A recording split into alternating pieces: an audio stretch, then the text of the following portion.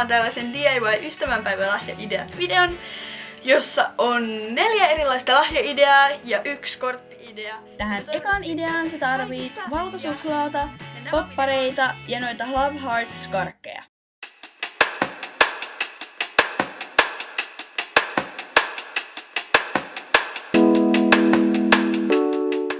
Aloita paahtamalla noi popparit ja levittämällä ne jollekin esimerkiksi pellille.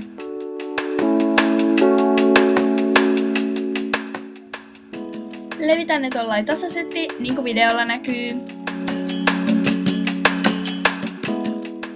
Sitten mä otin tällaisia kovia ystävänpäiväkarkkeja, jotka oli tällaisia Love Heartseja. Laitoin ne tällaiseen minigrippussiin ja murskasin ne kaulimella tollaseksi pieneksi muruksi.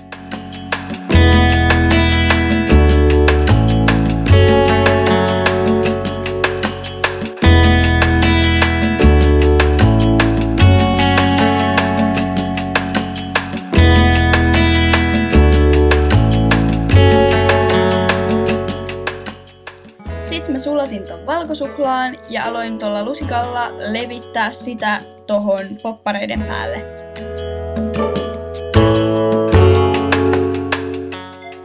Heti kun toi suklaa on levitetty, niin ota noita sun Love Hearts muruja tuolta pussista ja levitä ne tasaisesti noiden poppareiden päälle. Sitten kun sä oot laittanut kaiken sun murskan, niin sä voit vielä laittaa siihen jotain strösseleitä tai jotain sellaisia ja sitten anna sen jäätyä. Ja mä laitoin sen tollaseen lasipurkkiin ja nyt se on valmis.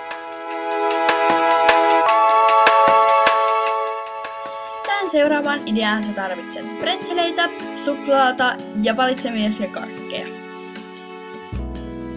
Aloita asettelemalla noi pretzelit sillai siististi tohon pellille. Sitten kun sä oot asetellut kaikki pretzelit, niin ala asettamaan jokaisen pretzelin päälle 1 tollanen suklaapala. Sitten kun noi kaikki suklaat on aseteltu, niin laita ne uuniin, mutta älä lämmitä sitä uunia etukäteen, vaan laita se uuni 200 asteeseen ja sit laita ne pariksi minuutiksi. Ja sitten asettele jokaisen tollasen suklaajutun päälle tollanen karkki. Anna niiden jähmettyä jääkaapissa 5-10 minuuttia ja sitten niillä pitäisi näyttää jotenkin tältä. Sitten mä laitoin nää vielä tuollaiseen lasipurkkiin. Tähän 3. ideaan sä tarvit karkkeja, lasipurkin ja vessapaperirullan ja noi mun karkit ei riittänyt, joten sä tarvit enemmän. Aloita avaamalla toi lasipurkki ja laittamalla toi vessapaperirulla sinne sisälle.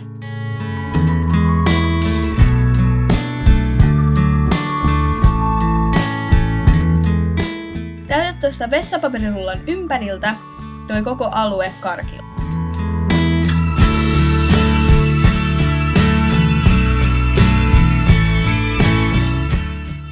Mulla oli liian vähän karkkia, mutta toi vessapaperirullan ei ole tarkoitus näkyä tuolta, että se karkki peittäisi sen kokonaan. Mutta sitten kun sä oot peittänyt sen vessapaperirullan karkilla, niin sitten sä voit laittaa tuonne sisälle rahaa, jonkun kirjeen, ihan mitä tahansa, mistä sun kaveri tykkää.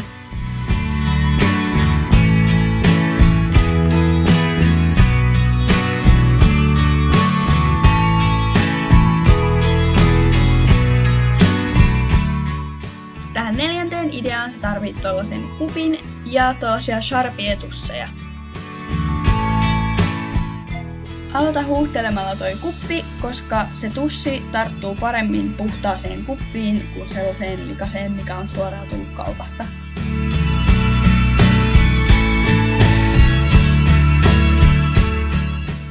Sitten ota joku kynä, millä sä voit hahmotella ton sun kuvion siihen kuppiin.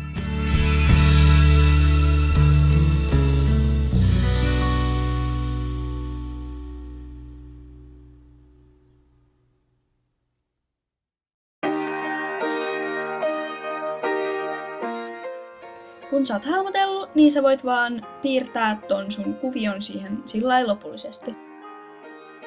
Jos tätä haluaisi juoda, niin tää pitäisi laittaa uuniin, mutta mä en yhtään tiedä, että kuinka pitkäksi aikaa se pitää laittaa uuniin ja mihin asteisiin, niin mä en nyt sitten anna tätä sillain juomakuppina, vaan tällaisena niin kuin koristeena tai sellaisena.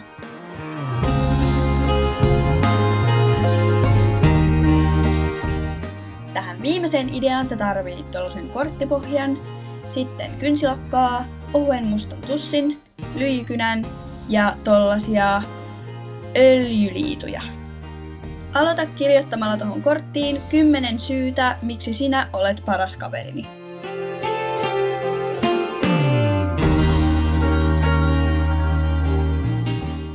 Sitten piirrät tuohon 10 suunnilleen samankokoista aika isoa tuollaista sydäntä.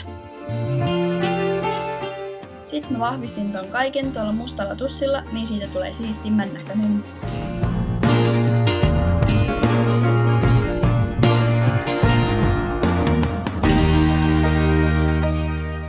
Sitten mä kumitin tuosta noin ylimääräiset lyijykynän jäljet pois. Sitten mä kirjoitin jotain hyviä muistoja ja kivoja juttuja siitä kaverista, kelle sä oot antamassa sen kortin.